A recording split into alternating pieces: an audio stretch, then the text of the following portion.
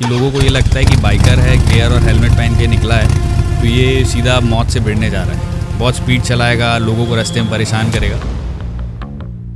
तो अभी हम लोग जिस कैफ़े में बैठे हैं, मिनीलियन कैफ़े, रायपुर का बाइकर्स अड्डा बोला जाता है इसे। मैं ये कह सकता हूँ कि उस समय अभी भी छत्तीसगढ़ में पहला एग्जैक्टली बाइकर्स थीम्ड कैफ़े है। कोई ऐसी आपको स्टोरी सुनाई हो जो आपको अभी तक याद हो इस कैफ़े से रिलेटेड? हम वहाँ से वापस आ गए।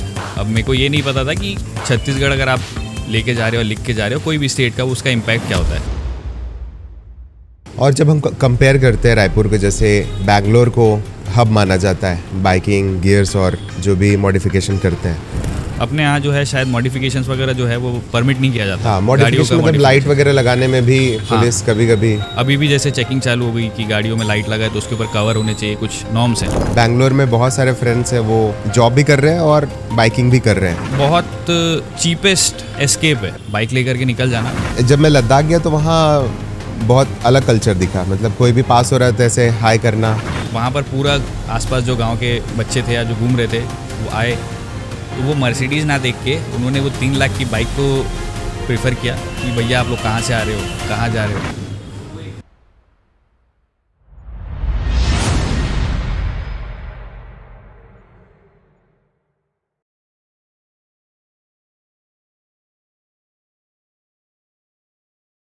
ओके, सो आज के पॉडकास्ट में फिर से आपका स्वागत है। ये हमारा सीज़न 3 है। सीज़न 2 के बाद हम लोगों ने काफ़ी कुछ चेंजेस किए हैं और अभी बहुत सारे न्यू पर्सनालिटीज़ को हम अपने पॉडकास्ट पे लेके आ रहे हैं और बहुत बहुत थैंक यू। 25,000 फॉलोअर्स हमारे होने वाले हैं। सो आज का जो हमारा टॉपिक है वो मेन बॉयज़ लोगों के दिल के बहुत करीब है। बाइकिंग कल्चर के बारे में हम लोग बात करने वाले हैं और हमारे साथ है अमी, जो ट्रिप्लॉयड बाइकिंग ग्रुप के कैप्टन है और इनका एक कैफ़े है मिनीलियन कैफ़े जो कि महावीर चौक पे है।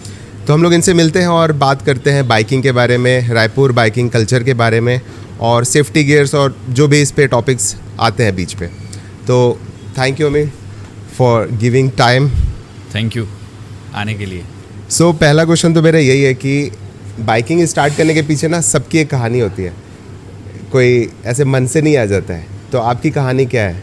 मेरी कहानी एज सच 2017 में स्टार्ट हुई थी। ऑल्दो स्कूल में जब पहली बार मेरे को बाइक मिली थी तो बाइक चलाने का बहुत एक नया क्रेज़ था। पल्सर 150 मेरी बाइक थी। तो मोस्टली जितने भी बाइकर्स हैं मुझे ऐसा लगता है कि सब ने सबसे पहली गाड़ी पल्सर ही ली हुई है ना। तो वहाँ से एक बाइक का छोटा सा क्रेज़ था, क्योंकि जब मैं स्कूल में बाइक लेकर जाता था तो बहुत एक अलग सा अटेंशन मिलता था, लड़कों से हो चाहे लड़कियों से हो। तो वो अटेंशन मिलने की वजह से एक क्रेज़ जो था वो चालू हुआ उसके अंदर। और फिर 2017 में मैंने सोलो राइड यहाँ से नागपुर भंडारा तक की। तो उस समय समझ में आया कि बाइकिंग सिर्फ मोटरसाइकिल को लेकर निकल जाना, चलना उतने तक सीमित नहीं है। बहुत सारी चीज़ें उसमें हमें मिलती हैं और बहुत सारे एक्सपीरियंस हम लेते हैं उस पर। तो वहाँ से मेरा जो जर्नी है बाइकिंग का शुरू हुआ। और फिर 2020 में कोविड जब ख़त्म हो रहा था तो 20 दिसंबर को हमने पहली बार ग्रुप राइड की, जिसमें सिर्फ 3 लोग थे। एक हमारे कैमरामैन थे और एक हमारे दोस्त थे। और वहाँ से फिर सारे दोस्तों को बुला करके कि आप आइए चलते हैं राइड करने, क्लब बनाएंगे, क्लब में कुछ एक्टिविटी करेंगे, सोशल कॉज करेंगे, एक दूसरे के साथ कुछ करेंगे। तो वैसे चलते आज 5 साल हो गए तो यहाँ तक आ गए हैं कि अब तो ट्रिप्लॉयड तभी 2020 में बन गया। 20 दिसंबर 2020 को ट्रिप्लॉयड का जो फाउंडिंग डे था वो था संडे। सुबह हम लोग यहाँ से कोदार डैम तक की राइड किए थे और ब्रेकफास्ट करके वापस आ गए थे। मैं बहुत सारे लोगों को उस दिन इनवाइट किया था, बहुत सारे लोग नहीं आ पाए थे तो मेरा मोराल डाउन था। बोला नहीं करना है, चले जाते वापस। बट जो साथ में 2 लोग थे उन्होंने बोला कि नहीं भैया 2 लोग हैं, अपन चलते हैं, घूम के आते हैं। तो वहाँ से फिर एक सफ़र की शुरुआत हुई जो आज लगभग पूरे छत्तीसगढ़ में, इंडिया में भी बहुत सारी जगह हमने की। तो वो चल रहा है और आगे भी चलता रहेगा। ये बात तो सही है, जैसे रायपुर से पहला ट्रिप किसी को कर रहा है तो वो महासमुंद रोड पे ही जाता है। कहीं ना कहीं वहाँ पर ही वो आपका केसरिया ढाबा हो गया, उसके आसपास कोदार डैम है, तो वो एक अच्छा ब्रेकफास्ट पॉइंट हो जाता है और आपको एक अच्छा सीनिक जगह देखने को मिल जाता है। और रोड बहुत अच्छे, रोड काफ़ी अच्छी है, डामर का रोड है तो हाँ अच्छा है। बाकी रायपुर से जितने भी कनेक्टेड रोड है वो सारे कंक्रीट हो चुके हैं। हाँ कंक्रीट हो चुके हैं। तो ये एक नेशनल हाईवे भी हो जाता है, तो उस वजह से एक अच्छा छोटा स्पॉट है, आप कभी भी माइंड फ्री करने के लिए कर सकते हो। ऐसा होता है ना कि बाइकिंग जितने लोग करते हैं तो आधे लोग की तो छूट जाती है, कई लोग की प्रिपरेशन में, कई लोगों की जॉब में, और कुछ लोगों के फैमिली होने के बाद ये 100% छूटता है। तो आपने कैसे इसको होल्ड करके रखा? मैंने इसको होल्ड कैसे किया, तो मतलब इश्यूज़ होते हैं, इश्यूज़ भी मैं नहीं कहना चाहूँगा, लाइफ में हर किसी की प्रायोरिटीज़ होती है, मैं ऐसा मानता हूँ।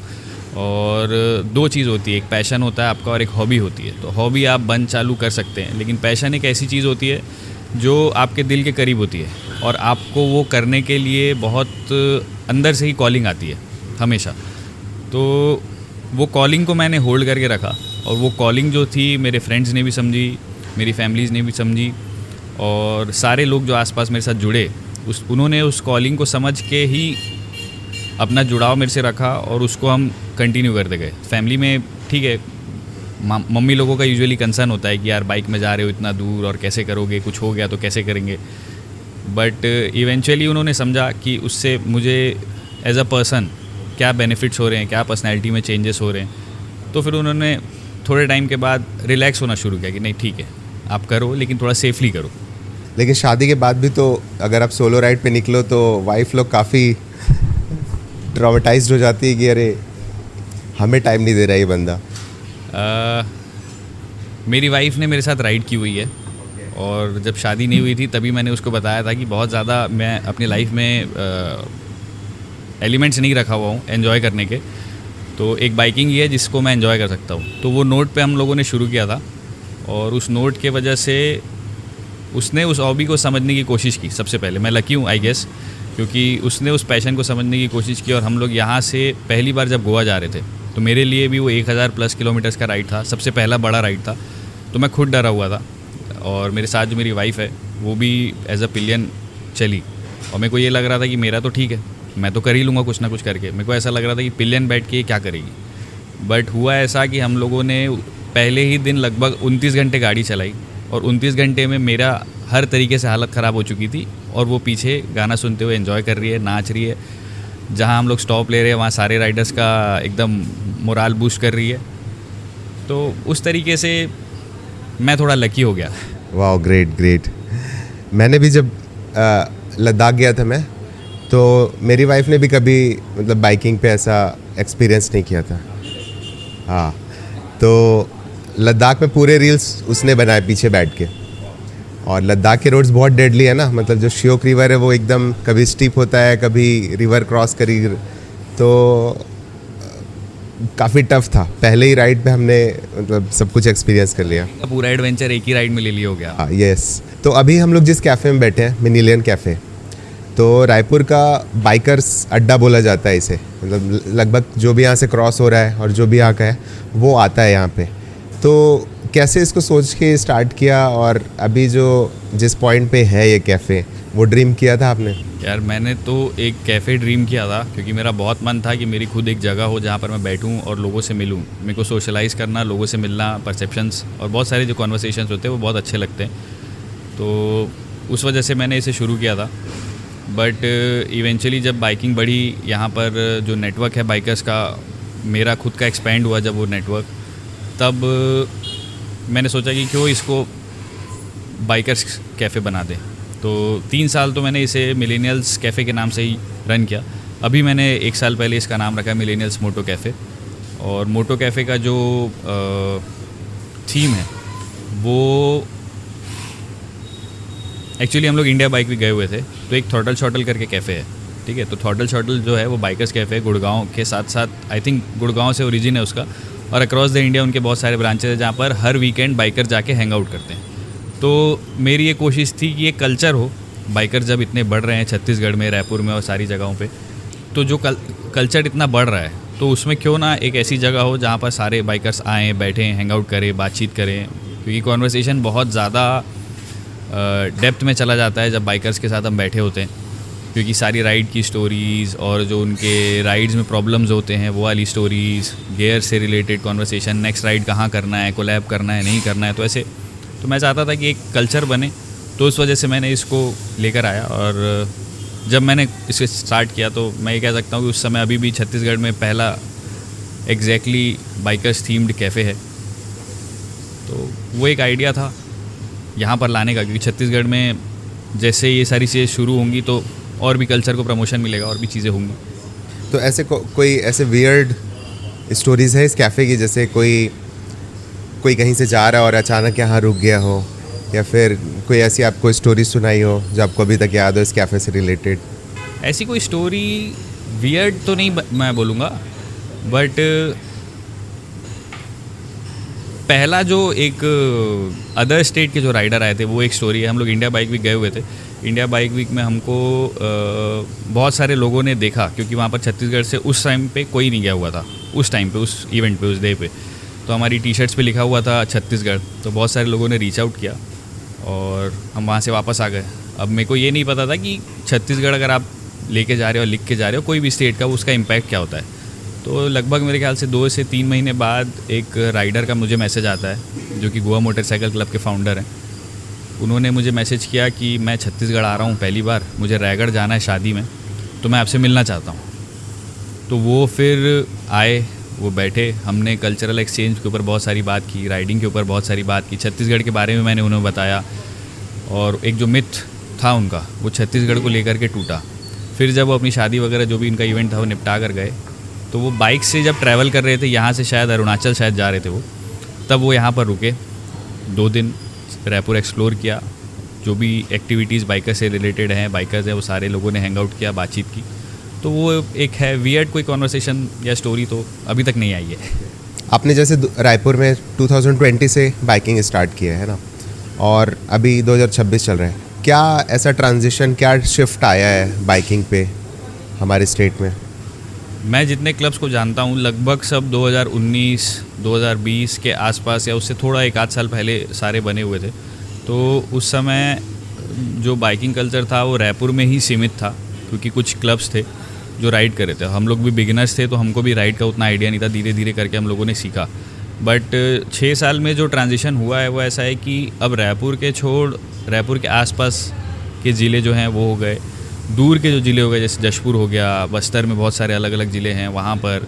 तो सब जगह बाइकिंग का क्रेज़ एक देखने को मिल रहा है, और सब जगह सोलो राइड्स के साथ साथ लोग अब क्लब बनाना भी प्रेफर कर रहे हैं, क्योंकि क्लब में जो पर्क्स होते हैं, जो बेनिफिट्स होते हैं ग्रुप में राइड करने के, वो लोगों को पता चलने लगा, क्योंकि यहाँ से भी लोग राइड कर करके जाते हैं, मिलते हैं। तो अब वो एक जो शिफ्ट आया है, सिर्फ रायपुर कैपिटल है तो रायपुर में ही राइडर्स नहीं होंगे। आप जिस भी ज़िले में आज जाते हैं तो उस ज़िले के एक ना एक जगह पे आपको एक क्लब मिलेगा, या कोई ना कोई राइडर ऐसा आपको मिलेगा जो आपको होमली फील कराएगा। कई बार हमको कई जगह ऐसी जगह जाते हैं जहाँ पर हमको उस जगह का कुछ आइडिया नहीं होता, बट इसके थ्रू ऐसा हो गया, कल्चर जब एक्सपैंड हुआ उसके बाद, कि अब हम जाते हैं वहाँ लोकल बाइकर्स लोग हमको ग्रीट करते हैं, मिलते हैं, लोकल जगहें घूमने की जो होती हैं वो बताते हैं, रूट्स इजीली एक्सप्लेन कर देते हैं। तो जो मैप्स का और बाकी चीज़ों का हैसल रहता है लाइफ में राइड के टाइम पे, वो बहुत इजी हो जाता है, और एक कॉमन पॉइंट हो जाता है बीच में कनेक्शन का। एग्जैक्टली। तो वैसे ही जब वो रायपुर आते हैं तो हम भी उनको रेसिप्रोकेट कर पाते हैं कि भाई रायपुर में आपको कुछ ज़रूरत है, तो वैसा ब्रदरहुड चलता रहता है। और in the terms of gears, bike modification की बात करें हम लोग, तो कितना टफ था 2020 पे, और अभी कैसा हो रहा है? देखिए 2020 में तो एक ही स्टोर थी यहाँ पर, राइडर जोन, जो उस समय सारे गियर्स अवेलेबल रखते थे, बट कुछ लिमिटेशंस थे, क्योंकि उनके पास जाहिर सी बात है डिमांड नहीं है, तो सप्लाई का बात ही नहीं बनता। तो अभी मुझे ऐसा लगता है कि रायपुर में आपको ऐसा कोई भी गियर या गाड़ी से रिलेटेड सेफ्टी इक्विपमेंट्स जो आपको ना मिले। तो मेरे हिसाब से अभी और भी स्टोर्स जो हैं रायपुर में खुल रहे हैं, खुल भी गए हैं, तो लगभग सारे ही सेफ्टी के इक्विपमेंट्स, गाड़ी के इक्विपमेंट्स, गियर्स हो गए, सारे अवेलेबल हैं। और जब हम कंपेयर करते हैं रायपुर के, जैसे बेंगलोर को हब माना जाता है बाइकिंग, गियर्स और जो भी मॉडिफिकेशन करते हैं, तो उनसे जब कंपेयर करते हैं मुंबई से, बेंगलोर से और केरला से, तो रायपुर कहाँ स्टैंड करता है? देखिए इसमें मेरे को ऐसा लगता है कि कुछ जो चीज़ें होती है वो गवर्नमेंट के तरफ से भी डिपेंड करती है, क्योंकि केरला में आई गेस उस चीज़ को एज अ क्रेज़ माना जाता है, और शायद गवर्नमेंट भी उस चीज़ में इंटरफेयर नहीं करती। अपने यहाँ जो है शायद मॉडिफिकेशंस वगैरह जो है वो परमिट नहीं किया जाता। हाँ, मॉडिफिकेशन मतलब लाइट वगैरह लगाने में भी पुलिस कभी कभी, अभी भी जैसे चेकिंग चालू हो गई कि गाड़ियों में लाइट लगाए तो उसके ऊपर कवर होने चाहिए, कुछ नॉर्म्स हैं, तो नॉर्म्स के ऊपर डिपेंड करता है। तो रायपुर में मैं बोलूँगा कि मॉडिफिकेशन उतना तो नहीं है मेरे नॉलेज में, बट रिस्टोरेशन जो है, जैसे पुरानी गाड़ी हो गई, RX 100 हो गई, RDs हो गई और आपकी जावाज हो गई, तो उनका जो रिस्टोरेशन का जो कल्चर है, उनके जो क्लब्स हैं वो काफ़ी लॉयल हैं उस चीज़ के प्रति। और सारे आपको सीनियर लोग ऐसे मिलेंगे जो उस समय की गाड़ियों को अभी भी रिस्टोर करके रखना चाहते हैं, 1970 से लेके आज तक की। तो रिस्टोरेशन का कल्चर तो मैं बोलूँगा कि यहाँ पर है। मॉडिफिकेशन मेरे ख्याल से गवर्नमेंट अलाउ करे तो मे बी, और उतना अवेयरनेस होना चाहिए, क्योंकि मॉडिफिकेशन के बाद कई बार ऐसा होता है कि कुछ बाइक्स आउट ऑफ कंट्रोल हो जाती हैं टेक्निकली, मैकेनिकली अगर अपन उसको करते हैं तो वो एक सेफ्टी नॉर्म्स के साथ अगर हो तो ठीक है। तो उसके हिसाब से अभी रायपुर कुछ चीज़ों में पीछे है और कुछ चीज़ों में धीरे धीरे ग्रो कर रहा है। तो जैसे बड़ी सिटीज़ हो गई, मेट्रो सिटीज़ की जैसे हम बात कर रहे हैं, बड़ी हैदराबाद और केरल और बेंगलोर, तो वो कल्चर अब धीरे धीरे स्टैंड करेगा, क्योंकि बाहर की जो बड़ी कंपनीज़ हैं, जो बड़े इवेंट्स हैं, वो अब रायपुर में आना चाह रहे हैं। तो उस वजह से आज नहीं तो एटलीस्ट 2 साल और 2 साल बाद एक नेशनल लेवल का जो स्ट्रक्चर है बाइकिंग का, वो छत्तीसगढ़ में देखने को ज़रूर मिलेगा। जैसे जैसे लोग बढ़ेंगे, लोग डिमांड करेंगे तो आते रहेंगे। तो आप बहुत सारे इवेंट्स भी कराते हैं, तो कौन कौन से इवेंट आपने कराया है पास्ट ईयर्स पे? आज से 2 साल पहले, 3 साल पहले 2023 में हमने सबसे पहली बार इंडिया बाइक वीक का चाय पकौड़ा राइड हमने किया था रायपुर में, जो कि मेजरली मेट्रो सिटीज़ में ही चल रहा था, और वो हमारी सिटीज़ जो हैं उस पर वो टारगेट नहीं कर रहे थे। तो कहीं से हमारी बात हुई, रीच आउट हुआ, उनको मैंने बताया कि यार रायपुर भी है, यहाँ पर ही बाइकिंग का बहुत अच्छा कल्चर ग्रो कर रहा है, तो मैं चाहता हूँ कि आप लोग आएँ। तो उन्होंने मुझे बोला कि स्पॉन्सर से बात करना पड़ेगा, उसके बाद हम वो बनाते, क्योंकि कैलेंडर बनता है उनका ईयरली। तो वो कैलेंडर बना, उन्होंने रेकमेंड किया and they were willing to do it in Raipur. तो पहली बार वो रायपुर में आया और मुझे बिल्कुल होप नहीं था। मुझे लगा कि 100 राइडर जिनको मैं जानता हूँ अलग अलग क्लब से, मैं उनको बुलाकर ये इवेंट करूँगा, बट उसमें लगभग 250-300 के आसपास राइडर्स थे फर्स्ट टाइम में, और उनको भी वो देख के अच्छा लगा। तो वो रिकरिंग फिर वहाँ से IBW चालू हुआ, चाय पकौड़ा राइड, तो वो 3 राइड उन्होंने की, और जो लास्ट हमने चाय पकौड़ा राइड किया था उसमें आप मान के चलिए लगभग 490 राइडर्स अक्रॉस छत्तीसगढ़ पार्टिसिपेट किए। और रिसेंटली बॉब MC हुआ, तो बॉब MC भी एक बहुत पुरानी बुलेटियर्स की वो थी क्लब, तो वो एक इवेंट करते हैं, और वो इवेंट भी छत्तीसगढ़ में नहीं हुआ था। उनका पहला सीज़न लास्ट ईयर हुआ था, और उनका दूसरा सीज़न स्टार्ट हुआ रायपुर से। तो वो आए, उनसे भी लोग मिले, लगभग उसमें भी 300 के आसपास राइडर्स थे रायपुर से, आसपास से। तो उनको भी देख के अच्छा लगा, और वो चाह रहे थे कि वो जो कम्युनिटी ग्रो हो, या उनको जो इंटरेक्शन मिलना था, क्वालिटी, वो क्वालिटी उनको मिला। मेरी उनसे बात हुई, हम सब यहीं कैफ़े में बैठ के बात कर रहे थे, तो उन्होंने बोला कि यार मेरे को एक्सपेक्टेड नहीं था कि इस तरीके का कम्युनिटी रायपुर में है, एग्जिस्ट करता है। तो उन्होंने नेपाल में जो उनका इवेंट नेक्स्ट ईयर होने वाला है, उससे छत्तीसगढ़ के सभी राइडर्स को उन्होंने बुलाया है कि आप सभी छत्तीसगढ़ का एक अम्ब्रेला बनाकर सारे राइडर्स रिप्रेजेंट करने आइए नेपाल में। ओह वाह। तो ऐसे और भी इवेंट्स हैं जो छत्तीसगढ़ में आ रहे हैं। तो ये एक ब्रिज छत्तीसगढ़ का और जो इंडिया की बाइकिंग कम्युनिटी है, उसका एक ब्रिज बनाने का काम कर रहे हैं, जिससे हम बाहर जाएंगे तो हमको भी एक पहचान होगी, और बाहर के लोग यहाँ आएंगे तो उनको भी एक पहचान रहेगी कि यहाँ पर कुछ लोग हैं जो हमको अटेंड कर सकते हैं या एंटरटेन। यस। अभी ट्रैवल पे, जैसे पहले ट्रैवल का जो मीडियम था, अभी बाइकिंग एक बहुत मतलब सिग्निफिकेंट रोल प्ले कर रहा है ट्रैवलिंग पे। जैसे जो आप यूट्यूब चैनल वगैरह भी देखोगे तो बाइकिंग बहुत ज़्यादा बूस्ट हुआ है। पहले लोग अलग अलग मीडियम से ट्रैवल करते थे, बट अब बाइकिंग जो है तो या अच्छा तरीका है छत्तीसगढ़ के लिए, जो लोगों का एक दिलेमा है कि ये स्टेट ऐसा है वैसा है, तो वो एक चेंज हो सकता है इससे। या तो आपकी फेवरेट बाइक कौन सी है और आप किस टाइप की राइडिंग पसंद करते हैं? मेरी फेवरेट बाइक जो है अभी मैं चला रहा हूँ डोमिनार 400 वही है। मुझे 3 साल हो गए उस बाइक में, और मैं लगभग उसी से राइड कर रहा हूँ। उसके पहले मेरे पास थंडरबर्ड थी, तो Dominar would be my type of bike जो एडिक्वेट है हर सेंस में, मुझे ऐसा लगता है। राइडिंग में यूजुअली मुझे ऐसा लगता है कि आपको एक्सप्लोर करना चाहिए, तो मैं उस तरीके का ही राइड एक टेम्परामेंट अपने क्लब में बनाकर चल रहा हूँ कि हम जहाँ भी जाते हैं हम लोकल खाना, लोकल लोगों से बातचीत, उनका कल्चर, उस तरीके की राइडिंग मुझे पसंद है। तो हम उसी तरीके की राइड प्रेफर करते हैं कि हम अलग अलग शहरों में जाएं, समझें, उनको अपना कल्चर समझाएं, क्योंकि छत्तीसगढ़ अभी बहुत सारे लोगों को पता नहीं, क्योंकि छत्तीसगढ़ आप बताते हो तो चंडीगढ़ बोलते हैं। बहुत सारी जगहों पे ऐसा मैंने देखा है कि झारखंड में हो, झारखंड बोल देते हैं। हाँ, तो कई लोग झारखंड का कैपिटल है बोल देते हाँ, हैं। तो उस तरीके का एक एक्सचेंज राइडिंग मुझे काफ़ी पसंद है। बहुत सारी राइडिंग के टाइप्स होते हैं, आप मोटर स्पोर्ट्स होते हैं, रेसिंग्स होती हैं, ठीक है, ऑफ रोड एडवेंचर राइड्स होती हैं, बट मैं पर्सनली प्रेफर करता हूँ हाईवे पे आप जाइए, अपने साथ समय बिताइए, अपने हेलमेट के अंदर अपने आप से बात कीजिए। तो उस तरीके की राइडिंग मुझे ज़्यादा पसंद है। अब रायपुर के बहुत सारे लोग होंगे जो छत्तीसगढ़ को देखा ही नहीं, जानते ही नहीं, बट जो यहाँ के बाइकर्स है वो बहुत अच्छे से छत्तीसगढ़ के अंदर अंदर को जानते हैं। मतलब आप दूर दूर कहीं बीजापुर, गरियाबंद के वाटरफॉल्स का नाम लो, वो लोग होके आ गए हैं, है ना।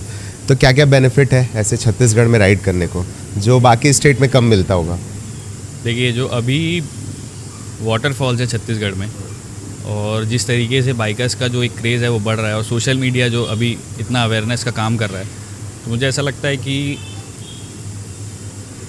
लोकल जो रीच है वो आपको एक इंडियन लेवल पे या नेशनल लेवल पे आपको रीच दिलाने का काम करती है, जिससे लोगों को ये पता चलता है, जो मिथ होता है उनका कि छत्तीसगढ़ सेफ़ है कि नहीं है, यहाँ पर सड़कें हैं कि नहीं हैं, नक्सली प्रभावित क्षेत्र है कि नहीं है, तो वो एक अच्छा काम करता है।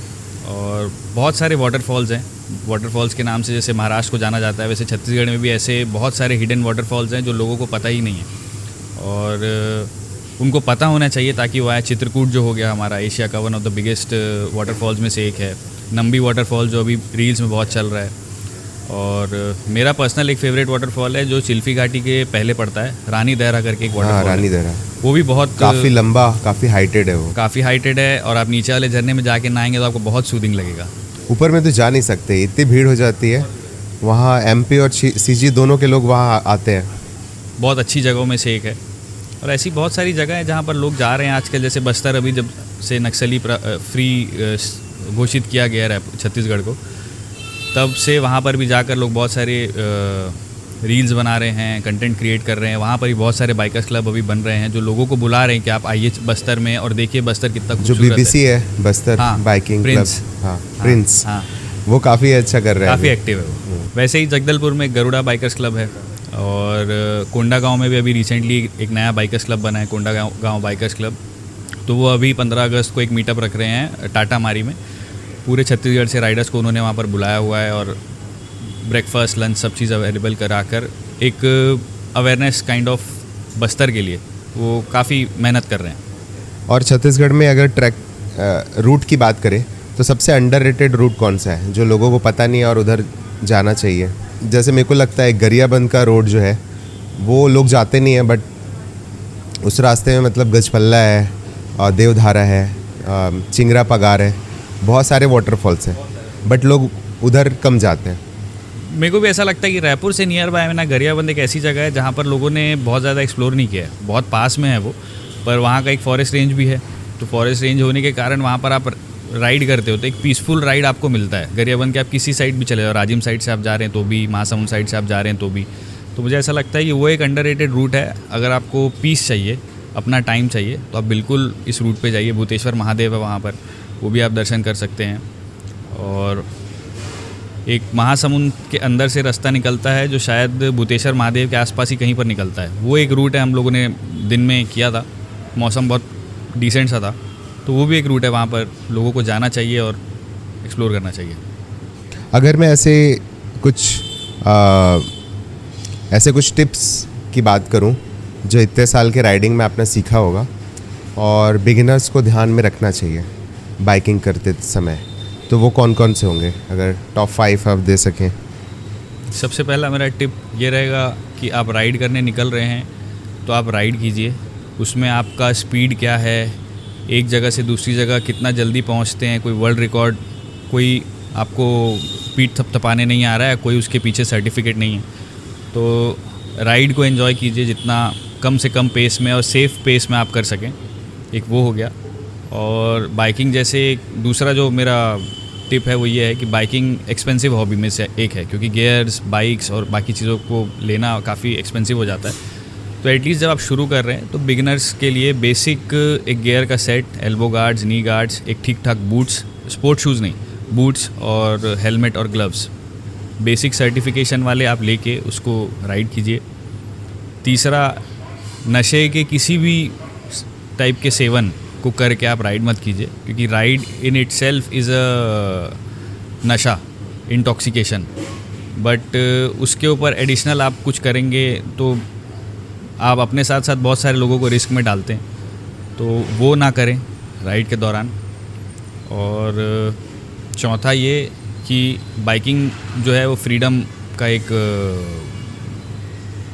सब्स्टिट्यूट है जो एक साथ रिलेट किया जाता है कि फ्रीडम और बाइकिंग इज़ इक्वल। तो आप ब्रदरहुड को थोड़ा प्रमोट करें, आप जाइए, लोगों से रैंडम मिलिए, बातचीत कीजिए, और जो आइस एक ब्रेक होती है वो कीजिए, क्योंकि बाइकर कोई भी बड़ा नहीं होता, कोई छोटा नहीं होता, कोई इसमें ऐसा बाउंड्रीज़ नहीं है, डिफरेंसेस नहीं है। तो जब भी आप राइड करें तो एक राइडर के मन से करें। आपकी गाड़ी बड़ी है, आपके पास गियर अच्छे हैं, नहीं है, उससे कोई फ़र्क नहीं पड़ता, आप बस राइड कीजिए और राइड का जो मज़ा है वो लीजिए। हाँ, ये होता है कई लोग का कि वो बाइकिंग से बहुत ज़्यादा इंस्पायर होकर केवल बाइकिंग ही करते हैं। वो बाइक ओरिएंटेड हो जाते हैं फिर कि मेरे पास 1000 सीसी, हाँ, तब मैं राइड करूँगा, या 500। कल को भूल जाते हैं, वो सफ़र को भूल जाते हैं। एग्जैक्टली, वो फिर एक कंटेंट के तरफ ज़्यादा उनका ध्यान हो जाता है, केवल वही गियर्स, वही हेलमेट और यही सब बात करते रहते हैं। तो वो एक मैंने देखा है, क्योंकि यूजुअली क्या होता है जब कोई सुपर बाइक वाला आता है ना, तो आप 400 सीसी की बाइक में और आपने काफ़ी राइड्स किया, आपके पास काफ़ी स्टोरीज़ है, बट जो एक अटेंशन होता है ना वो सिर्फ उस बाइक की तरफ चला जाता है।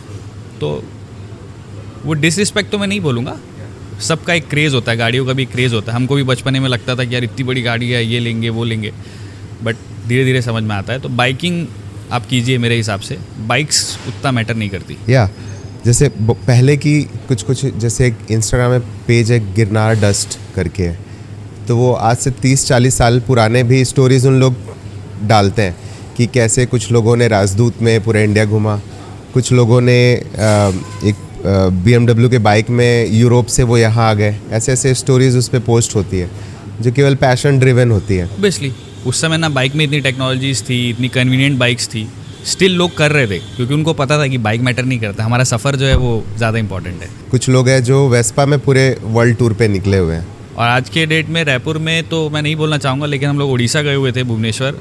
वहाँ पर अगर आपको पुरानी रेट्रो गाड़ियों का कलेक्शन देखना है और क्रेज़ देखना है तो एक्चुअली वहाँ पर है। आपको वेस्पा से लेकर के जावा, RX, RD सारी गाड़ियाँ, bullet, diesel bullet, left right जो भी गियर शिफ्ट आते थे वो आपको पूरा देखने को मिलेगा, और मेजरली वो लोग उसी पे फोकस्ड हैं।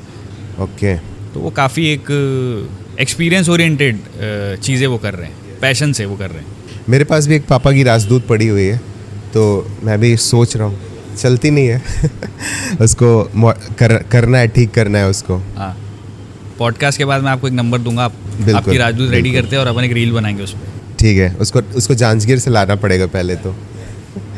ओके, और अगर मैं बाइक माउंट्स की बात करूँ, जैसे फ़ोन माउंट्स एक कंपलसरी हो गया है आजकल, पहले इतना वो नहीं था, अभी लोग बैप वगैरह सब कुछ, लाइट्स लोग बहुत प्रीफर करते हैं। तो ऐसे कौन कौन से माउंट्स है जो बाइक में बहुत हेल्पफुल है, लगाना चाहिए? देखिए, माउंट्स तो शॉक प्रूफ और वाटर प्रूफ दो तरीके के आते हैं, चार्जिंग वाले भी आते हैं, बट चार्जिंग आजकल यूजुअली बाइक्स में मिल जाती है, तो आप चार्जिंग वाला नहीं भी लेते हैं तो ठीक है, बट एक शॉक प्रूफ लेंगे क्योंकि आजकल हमारे फ़ोन्स थोड़ा सा एक्सपेंसिव हो गए हैं और थोड़ा सेंसिटिव हो गए हैं, तो उससे बहुत सारे ग्लिचेस आते हैं। तो अगर आप शॉक प्रूफ एक बेसिक भी लगाते हैं तो वो आपको लॉन्ग रन में आपके फ़ोन को भी बचा के रखेगा और आपको भी राइड्स में हेल्प करता है। तो फॉर माउंट्स आप उस पे जाएँ। और लाइट्स की बहुत वैराइटीज़ हैं, तो आपकी यूटिलिटी क्या है, आपको मेजरली रात में राइड करना है, पूरी रात राइड करना है, उस टाइप की यूटिलिटी है कि आपको सिर्फ शाम या शाम से रात तक की राइड करनी है, उसके लिए है। तो उस हिसाब से बहुत सारे ऑप्शंस हमारे पास, बड़ी लाइट्स हैं, छोटी लाइट्स हैं, हर तरीके के ऑप्शंस में अवेलेबल हैं, तो वो यूटिलिटी के हिसाब से होना चाहिए। और वो इंटरकॉम भी है, ब्लूटूथ, कई लोग क्या है ईयरफोन जब हम लगाते हैं ना तो वो हेलमेट लगने के बाद थोड़ा अनकंफर्टेबल हो जाता है। अनकंफर्टेबल हो। तो अगर आप ग्रुप में हैं, आप 2-3 लोग हैं, तो मैं रिकमेंड करूँगा इंटरकॉम, क्योंकि उससे अगर आप बहुत लंबा राइड कर रहे हैं तो आपको नींद की प्रॉब्लम नहीं होगी, आप कनेक्टेड रहते हैं, बातचीत करते रहते हैं। और अगर आप सोलो कर रहे हैं, तो आप ब्लूटूथ जो हेडसेट्स होते हैं जो हेलमेट में ही माउंट होते हैं वो आप यूज़ कीजिए, क्योंकि आप अकेले आपको बात करना नहीं है किसी से, आपका फ़ोन कनेक्टेड है, वो आपको सब चीज़ उसमें ही बताता रहेगा, तो वो भी काम आता है काफ़ी राइड में, रादर देन ब्लूटूथ, क्योंकि वो कुछ नेक बैंड्स होते हैं, कुछ ईयरबड्स होते हैं, तो वो हैसल क्रिएट कान को डैमेज करता है, डैमेज भी करता है, वाइब्रेशन भी क्रिएट करता है। और आपको कई बार ऐसा होता है कि पीछे कोई हॉर्न बजा रहा है और आपको आवाज़ नहीं आ रही है, तो सड़क पे चांसेस बढ़ जाते हैं किसी भी अनयूजुअल चीज़ के होने के। सो मिथ्स फैक्ट्स की बात कर लेते हैं, जैसे बाइकिंग में, तो आपने ऐसा कौन सा बिगेस्ट मिथ सुना होगा बाइकिंग के बारे में? मिथ यही है जो अभी हम पहले ही बात कर रहे थे कि बाइक से राइडिंग होती है, पर्टिकुलर कोई सीसी है, कोई ब्रांड है, या पर्टिकुलर कोई लगेज सेटअप है उसके साथ ही, तो मुझे नहीं लगता कि किसी बाइक से आपकी राइडिंग शुरू होती है। जैसे आप भी बता रहे थे कि राजदूत में, BMWs में लोग पूरी दुनिया घूम रहे पहले, जब इतनी सुविधाएं नहीं थी तब, तो वो एक मिथ मुझे लगता है कि लोगों को ये लगता है कि एक पर्टिकुलर सेट बाइक लेंगे तभी हम राइड कर पाएंगे। ऐसा कुछ भी नहीं है।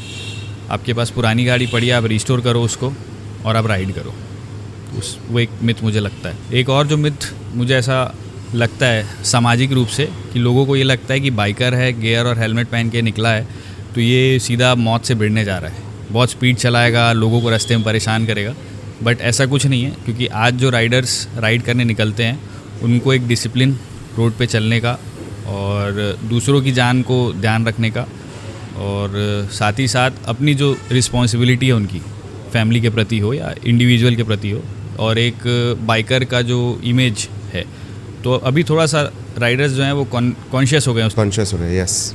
तो बहुत डिसिप्लिन में राइड करते हैं, हर समय वो गैर जिम्मेदार होकर के बाइक भगाते हुए कहीं भी कुछ भी करते हैं, ऐसा आपको नहीं दिखेंगे। और अगर आपको कोई दिखता है तो आप प्लीज़ पहले से जज ना करें।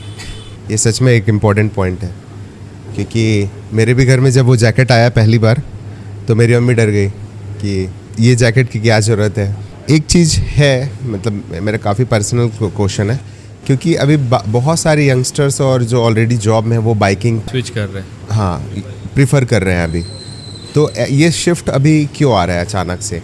ये पोस्ट कोविड बहुत देखा जा रहा है, मतलब बैंगलोर में बहुत सारे फ्रेंड्स हैं वो बाइक जॉब भी कर रहे हैं और बाइकिंग भी कर रहे हैं। इसमें मैं आपको दो चीज़ बताता हूँ। पहले एक रीज़न बताता हूँ, उसके पीछे फिर उसका जो बायोलॉजी है वो मैं बताना चाहूँगा आपको कि बाइकिंग एक ऐसा प्लेटफॉर्म है जिसमें सारी चीज़ें आपके ऊपर ही डिपेंड करती है।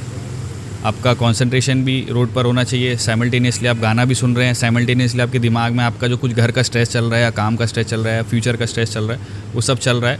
और उसके साथ साथ अगर आपके साथ पीछे कोई राइडर चल रहा है तो वो उसको भी आपको ध्यान देना है। तो वो एक प्रेजेंट में रखने वाली एक हॉबी है या पैशन है या एक्टिविटी है, kind of meditation, kind of. वो आपको प्रेजेंट में रहने के लिए पुश करता है कि आप किसी भी चीज़ को उस समय नहीं छोड़ सकते। अगर एक चीज़ आपका इधर उधर हुआ तो आप फिर बहुत बुरे हाल में हो सकते हैं। तो सिमांस करके देवादा राजनांदगांव में एक इंस्टीट्यूट है, उसके जो डायरेक्टर हैं राकेश गुप्ता जी, तो उनसे मेरी बात हो रही थी राइडिंग को लेकर के कि राइडिंग और साइकोलॉजी को हम कैसे जोड़ सकते हैं। तो उन्होंने मेरे को ये बताई थी कि एक हॉबी या एक पैशन नहीं होता है सिर्फ। जब आप राइड करते हैं तो आप मोमेंट में रहते हैं, तो मोमेंट में रहने की वजह से क्या होता है कि आपको उस समय में भी रियलाइज़ ना हो, but after the ride realise होता है कि आप कितना कामली A to B चले गए या 2 घंटे आपने गुजार दिए और आपकी बॉडी में फटीग नहीं है। तो मुझे ऐसा लगता है कि जितना स्ट्रेस आज के टाइम पे हो गया है करियर को लेके, रिलेशनशिप्स को लेकर के और बाकी चीज़ों को लेकर के, तो उससे एक बहुत चीपेस्ट एस्केप है बाइक लेकर के निकल जाना बेसिक उस पर। अगर हम बाइकिंग हटा दें तो और ऐसी कोई एक्टिविटी नहीं है जो एक्सेप्ट स्लीप कि आप प्रेजेंट हो, आप फ़ोन में लगे हो, आप किसी चीज़ के बारे में सोच रहे हो। कहीं आप मैट्रिक्स का हिस्सा हो तो आप कुछ ना कुछ करते ही रहते हो, आपका दिमाग चलता रहता है। कब फ़ोन पे जाएगा, कब आपका इंस्टाग्राम पिनिंटरेस्ट खुल जाएगा, आपको पता नहीं रहेगा। मसल मेमोरी हो गया है, आँख खुलती है तो फ़ोन। यस, आप एक दिन इंस्टाग्राम को यहाँ से यहाँ मूव कर दो, आपका जब अचानक वहाँ पहुँचोगे तब पता चलेगा कि अरे कुछ तो अलग हुआ है अभी। हाँ, यस, तो ये फोकस को काफ़ी इंक्रीज़ करता है I think. Exactly. Any life lesson आपने सीखा हो अपने इंडिया ट्रिप पे कहीं पे? लाइफ लेसन एक ही है जो कि मैं फिज़िकली बोलना चाहूँगा कि आपको पता नहीं है आपकी बॉडी की लिमिट कितनी है जब तक आप उसको टेस्ट ना करें। हमको ऐसा लगता है कि दिन भर हम काम कर रहे हैं तो थक गए। मेरे साथ भी होता है कि सुबह से शाम तक काम किया, रात को थक गया तो सो गया। लेकिन वही चीज़ जब मैं राइड के लिए करता हूँ, मैं सुबह 3 बजे उठता हूँ या 4 बजे उठता हूँ और 5 बजे मैं रोड पे होता हूँ और मुझे पता है कि मुझे दिन में 800 किलोमीटर क्लॉक करना है, जिसके लिए वेदर साथ दिया तो 12 घंटे 15 घंटे, नहीं दिया तो 20 घंटे 25 घंटे। तो हमने चलाई है 29 घंटे गाड़ी विद पिलियन, पूरी गाड़ी लोडेड है। तब हमको रियलाइज़ हुआ कि आपका माइंड और आपका body is way more capable than you think it is. तो वो एक रियलाइजेशन मुझे है और मैं चाहूँगा कि सबको जिस भी तरीके से वो मिले आपको करना चाहिए। हम बहुत अंडर एस्टिमेट करते हैं अपने मेंटल हेल्थ को भी, फिज़िकल हेल्थ को भी। तो मुझे ऐसा लगता है कि नहीं करना चाहिए। It is actually way more capable. और आपने कहाँ कहाँ पे राइड किया हुआ है इंडिया में? इंडिया में एमपी में बहुत सारे जो मेजर फॉरेस्ट रेंजेस हैं वो हमने कवर किया हुआ है, और महाराष्ट्र में भी सेम मेजर जो फॉरेस्ट रेंजेस हैं हमने सारे तो नहीं लेकिन लगभग कवर किए हुए हैं। छत्तीसगढ़ के भी ऐसे बहुत सारे डेस्टिनेशंस हैं, चाहे वाटरफॉल्स हो, सेंचुरीज़ हो, वो हमने कवर किया हुआ है। और हम लोग अभी तक का लॉन्गेस्ट जो हमारा राइड है वो रहा है गोवा का, जो कि हम इंडिया बाइक वीक में छत्तीसगढ़ को रिप्रेजेंट करने गए थे, जिसमें छत्तीसगढ़ टूरिज़्म ने भी हमको काफ़ी सपोर्ट किया था कि आप जाइए, और उन्होंने लोगोज़ वगैरह शेयर किए और उन्होंने बोला कि आप कीजिए करके।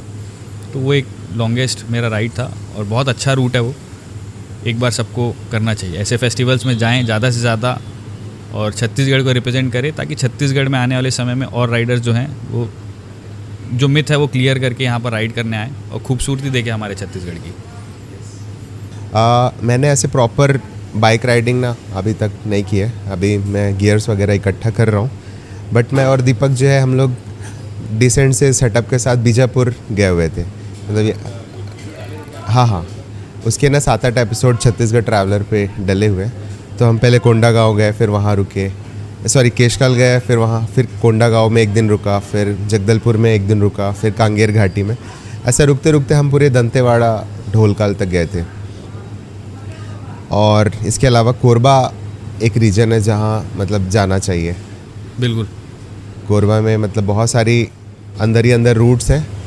जैसे आप लेमरू वाला एक एरिया है, अगर वहाँ बाइक राइड करेंगे तो एक पूरा सर्कल है, वो कोरबा से गोल घूमकर अंदर ही अंदर वापस आता है। तो वो एक बहुत अच्छा बाइक राइडिंग जोन बन सकता है।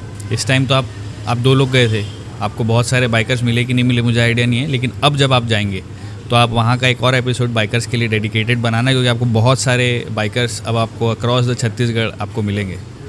तो एक बहुत अच्छा सीरीज़ आप क्रिएट कर सकते हो। अभी लास्ट टाइम हमारे पास उतने गियर्स नहीं थे और हम लोग उतना सीखे हुए नहीं थे बाइक राइडिंग क्या होता है। बट जब मैं लद्दाख गया तो वहाँ बहुत अलग कल्चर दिखा। मतलब कोई भी पास हो रहा है तो ऐसे हाई करना, और अगर आप 5 मिनट भी खड़े हो गए तो लोग आकर पूछ के जाते हैं कि कोई प्रॉब्लम तो नहीं है, भले वो फॉरेनर हो, चाहे इंडियन हो, केरला का हो, महाराष्ट्र का कोई भी हो। तो ये एक्चुअली ना बाइकिंग में ही, मैं नहीं बोलूँगा कि बाइकिंग में ही, बट मेजरली मैंने बाइकिंग में देखा है कि जो एक कंसर्न होता है किसी राइडर को लेकर के, वो आपको बोलना नहीं पड़ता। कुछ कंडक्ट्स हैं, जैसे आप बोल रहे वेव करना, ऊपर वेव करेगा या नीचे वेव करेगा, वो आपको बताएगा कि रिस्पेक्ट। और 5 मिनट जैसे आप गाड़ी रोकेंगे तो लोगों को लगता है कि यार ऐसे हाई एल्टीट्यूड में आके आपको गाड़ी को तो कुछ दिक्कत नहीं होगा, let's help out each other.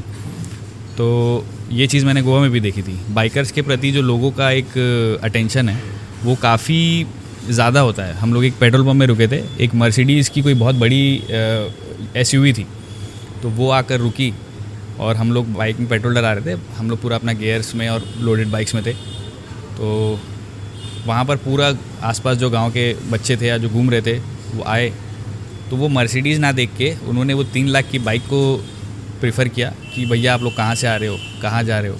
तो वो एक है, और वो आपको लोकल लोगों से भी मिलेगा कि आप बाइकर हो ना, तो वो आएंगे आपको रीच आउट करेंगे, भैया कोई दिक्कत कोई परेशानी। तो वो एक बहुत अच्छा लग्जरी है राइड के टाइम पे।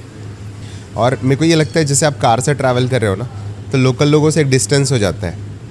हाँ, और आप जैसे बाइक पे कर रहे हो तो आप स्लो जा सकते हो, आप देख रहे हो, आपको हवा लग रहा है, आपकी आँख खुली हुई है। कोई आपको रोक भी लेगा कि भैया रुको कहाँ जा रहे हो आप, इतना लगेज लेके कहाँ जा रहे हो, क्या करते हो। गाँव के बच्चे भी आके बात कर लेते हैं, जैसे हमारे छत्तीसगढ़ कार में आपको लोग हेसिटेट करते हैं। यस, आप किसी से एड्रेस पूछो तो वो भाग जाएगा, अगर ट्राइबल इंसान है हमारे छत्तीसगढ़ का तो। हाँ हाँ। ठीक है, एक लास्ट क्वेश्चन है कि जो हम लोग प्राउड फील करते हैं छत्तीसगढ़ में रहने का, छत्तीसगढ़ के गांव-गांव में जाने का, वो बाहर के लोगों को पता नहीं है। तो आप कुछ ऐसे बताओ स्टोरीज़ या फिर कुछ ऐसे वर्ड्स बोलो जो पता चले लोगों को कि यहाँ राइडिंग करना, यहाँ रहना, यहाँ लोगों के साथ बातचीत करना कितना ईजी, कितना सिंपल और कितना हैपनिंग है। और भी जो लोग आपको देख रहे हैं छत्तीसगढ़ से बाहर, उनको मैं यही बताना चाहूँगा कि छत्तीसगढ़ एक बहुत शांत स्वभावी लोगों का गढ़ है और बहुत हेल्पिंग है। आप चाहे शहर के आसपास रहें या शहर से कहीं दूर चले जाएं गांव में, आपको बहुत चीज़ें देखने को भी मिलेगी। आपको अपने घरों में बैठा के वो खाना भी खिला लेंगे, आपको बोलेंगे कि आप रुक जाइए, हमारे घर में आराम कीजिए। और बहुत सारे खूबसूरत डेस्टिनेशंस भी हैं हमारे यहाँ, बस्तर से लेकर के वाटरफॉल्स हो गए, जंगल्स हो गए, और कुछ अच्छे सड़कें भी बनी हुई हैं हमारे यहाँ। सारी जगहों पे ऐसा नहीं है कि छत्तीसगढ़ में सड़कों से रिलेटेड कोई प्रॉब्लम है या कुछ ऐसा है। और एक जो बड़ा मिथ बना कर रखा है सभी लोगों ने छत्तीसगढ़ का कि इट्स नॉट सेफ़ नक्सलिज़म के कारण, तो वैसा भी कुछ नहीं है। सारे प्रभावित क्षेत्रों से आज बाइकर निकल रहे हैं, बाइकर्स आ रहे हैं, राइड कर रहे हैं, लोगों को वहाँ बुला रहे हैं। तो आपको हर किसी को एक बार छत्तीसगढ़ अब से आना चाहिए। लोकल जो डिशेस हैं, जो हमारा ट्राइबल कल्चर है, उसको देखना चाहिए, क्योंकि वो बहुत हमारे लिए हेरिटेज है, वो धरोहर है हमारी। तो आप सभी आइए और देखिए और एक्सपीरियंस कीजिए, और मैं गारंटी लेता हूँ कि आप डिसअपॉइंट नहीं होंगे। बहुत ही मीनिंगफुल और बहुत ही इन्फॉर्मेटिव कन्वर्सेशन था हमारा, तो थैंक यू हमें टाइम देने के लिए। आपका भी बहुत बहुत थैंक यू, और आप बहुत अच्छा कंटेंट बनाते हैं। मैं आपके रील्स फॉलो करता हूँ, मैं आपके रील्स देखता हूँ, तो इनको सब्सक्राइब भी कर लीजिए और इनका इंस्टाग्राम जो हैंडल है उसको फॉलो ज़रूर कीजिए, क्योंकि बहुत अच्छे शॉट्स लेकर के और बहुत अच्छा सिनेमैटिक एक्सपीरियंस में वीडियोस बनाते हैं और काफ़ी इन्फॉर्मेशनल होते हैं। तो आप सभी इनको फॉलो कीजिए और ऑल द वेरी बेस्ट आपको भी। थैंक यू, और हम भी होप करते हैं आगे आने वाले आपके सारे इवेंट्स पे और सारे बाइक ट्रिप पे हम रहें। Definitely, more than welcome. या okay, thank you so much. Thank you so much.